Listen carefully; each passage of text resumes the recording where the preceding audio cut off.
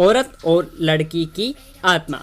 साल 1950 का ये एक चौंकाने वाला किस्सा रानी बाजार का है। यहाँ राम प्रकाश रहता था, जिसकी बेटी को 5 साल की उम्र में कैंसर हो गया। कई डॉक्टरों को दिखाने और इलाज कराने पर भी उसमें किसी तरह का सुधार नजर नहीं आया। होते होते एक रात कैंसर ने उसकी जान ले ली। उस बच्ची की जान रात को करीब 1 बजे गई थी। उसी रात को पास के ही एक गांव की महिला मोहिनी को एक ट्रक ने टक्कर मार दी थी। मोहिनी के परिवार वालों ने पूरी विधि के साथ उसे अंतिम विदाई दी। अब बच्ची के परिवार वाले भी उसे दफनाने के लिए जंगल की तरफ निकले। जंगल जाते समय अचानक से उस लड़की के शरीर में हलचल हुई। तभी सभी हैरान हो गए कि मृत लड़की का शरीर कैसे हिल रहा है। थोड़ी ही देर में लड़की जिंदा हो गई और उसके परिवार वाले खुशी खुशी उसे अपने साथ घर ले आए। किसी को इस बात की भनक नहीं थी कि उस लड़की के अंदर उसी रात ट्रक से टकराने वाली मोहिनी की आत्मा घुस गई थी। बच्ची जब से मौत से लौटकर आई थी, तब से ही उदास और चुपचाप एक कोने में बैठी रहती थी। एक दिन उसकी माँ ने उसे खुद अपने हाथों से खाना खिलाया और मामा के घर लेकर जाने की बात कही।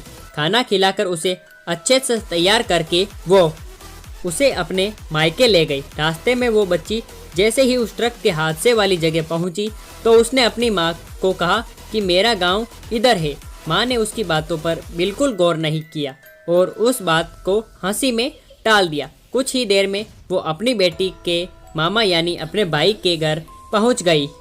1-2 दिन बाद मामा जी के घर के आसपास ही बच्ची के अंदर घुसी मोहिनी को अपनी पड़ोसन सिमरन दिखी।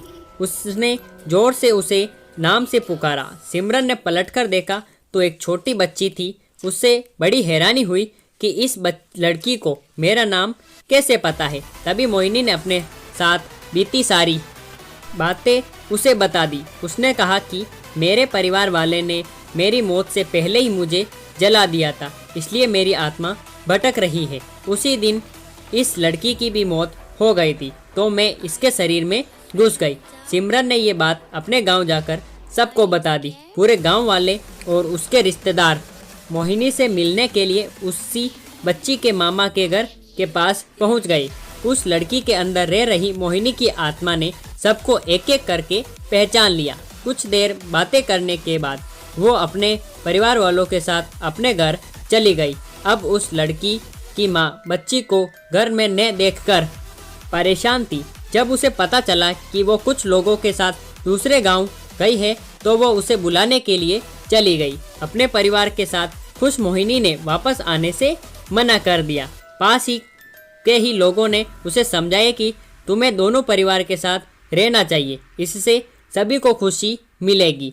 तुम किसी एक परिवार को दुखी नहीं कर सकती। इस बात को सुनने के बाद लड़की के शरीर में रह रही मोहिनी अपनी माँ के साथ वापस आने के लिए राजी हो गई।